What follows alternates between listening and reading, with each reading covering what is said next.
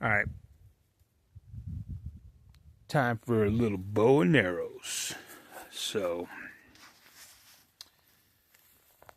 the subject today, kind of wanted to get out there is I would consider myself, what a lot of people dismissively put out there as I'm a self-proclaimed conspiracy theorist in the sense that I don't always believe the popular narrative that's put out there. So the first time I was kind of introduced to this thought process was a gentleman back in 1995, and he had kind of pierced the veil for me a little bit, and what he was saying kind of changed my way of thinking.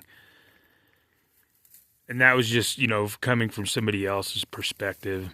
So a thing that really, really got me and got the ball rolling for me, so to speak, was and I had met that gentleman in like 1995, right, when he was kind of saying these things to me. And it took, I would say about a decade before I made myself aware of other things, right, by my own researching and looking into different things. And what I came across, I was a warehouse manager at the time. It's back in '05. And everything had gone smooth that day at work, and so I didn't really have a lot going on, So I had a computer at work, and I had access to the internet, and I was kind of scrolling around, and I came across an article. And this article was about a preschool in Manhattan Beach, California.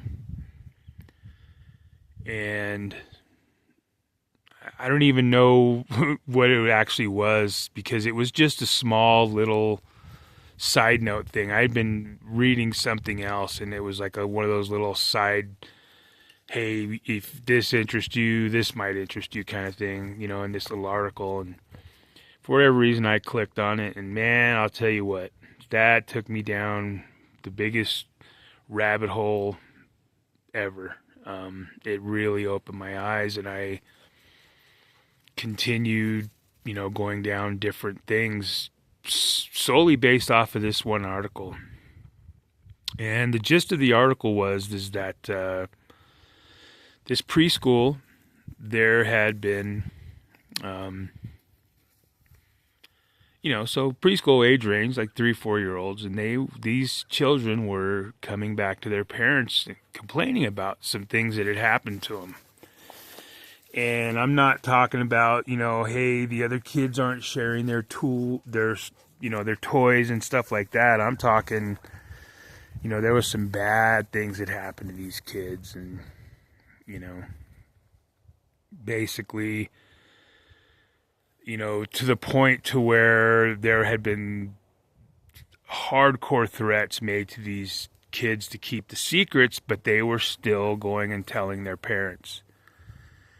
And so some of these things could be considered very, like, grandiose and, like, how, what I mean? Like, how would this kid, like, a lot of people say, oh, it's the imagination. It's like, well, how could something like this be in their imagination? Like, these are terrible things happening. So basically kind of what went down is that these children were explaining to their parents that they had been taken from the preschool and been put out into taken through a tunnel, come out in this park, get put into this car, and from this car they were being driven to where an airplane was. And they were going in this airplane and taking a little, flight, getting out of the airplane, getting put back into a car, and being driven into these hills to a castle. right? This is what these kids are explaining. So they would be taken to this castle. They would be taken down into the basement, and there would be a bunch of these individuals, these, adults in robes, right? These black robes. There was like fire, I guess candles everywhere, and these people in these robes would be chanting, right? The kids couldn't understand what was being said, and they were being, there was some things going on, right? Things happening to these kids. So at one point, one of the parents is talking to another parent, right? And says, man, I got this, my kid's telling me this, like, it's crazy, right? Like, what's going on? And then the other parent that's being told this is like looking at him, is like, man, what? It's like, my child came home and told me something very similar, right? And I mean, the kids' stories were identical except for one thing, right? And that one thing is when they were being brought back from the castle to the airplane, flying back, once they were getting back to the preschool, right, this park outside the preschool, which is where the tunnel was that they would go through, I guess this is where they would be threatened, right, with their silence. Hey, one child described there was a small puppy, and they deceased this puppy and said, if you tell anybody, this will happen to you, right? I mean, that's wow. And the other child was like, well, the story was almost identical except for it was a parrot, right? This parrot was unalived, and the threat was, if you say anything, this will be you, right? So it's like, what? So these parents got together and they started reaching out to other parents, and they start to find out it's all over the place. And almost every story is identical except for what's, when they're getting back and what they're being threatened, their silence. It's, it's a different creature that's being unalived to, I guess, so to speak, guarantee their silence, that they won't say anything to anybody. But these kids are, they're small. Like it's, the trust is in their parents, so they're telling their parents. And so the parents get together, the parents start pulling their kids out, but they get together and they go to law enforcement. And so law enforcement gets involved. There's a prosecutor that gets involved, says, hey, there's something going on here. And they go, and prosecutor says, all right, well, we're going to have all these children talk to a psychologist. So psychologist goes, interviews these kids, and comes back and says, oh, no, this isn't real, right? Because what they were calling it RSA, right? It was a ritualistic S abuse, right? I don't know what can be said without being censored, and they tend to not allow you to get this stuff out there. Kind of makes you wonder, huh? But the psychologist says, no, this is a massive hoax. None of this is real. It's just the kids making this stuff up. It's not real. It's a hoax. Well, the parents don't buy that, and the parents pull all their kids out, and they're warning all the other families in the neighborhood. And so eventually this financially, this preschool can't keep going on, right? And it closes its doors, right? So the parents are still, they've never been satisfied with the outcome of what happened, because then the prosecutor, going based off of what the psychologist said, there's no charges being pressed or filed against this, right? So the parents find out that this, excuse me, that this preschool has been sold, and they're going to tear it to the ground. I guess somebody's going to come in and develop it into something else. The parents get together and they're like, man, I mean, they think that there's something going on. So they hire an individual. His name was Ted Gunderson, and he was a private investigator, and at one point had been a high ranking official in the FBI.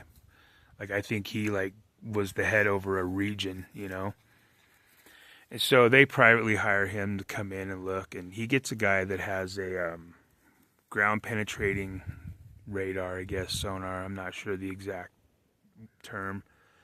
But he goes into this area because when all this went down, the allegations, and they went and searched, all of a sudden the tunnel was gone that went from the preschool to the park, and so this guy went to where this park was, and he gridded it out, and he started running his machine over it, and he found some very interesting things. He found an area where he's like, look, this isn't a natural, this, you could tell this had been filled in, and it's how it lays out. It's like from the building of where the preschool was out to the outside edge of the park, and along this line, he finds these different skeletal remains, right? Puppy, birds, rabbits, you know what I mean? These different skeletal remains that had all been claims from these children that these things were used to coerce them into silence.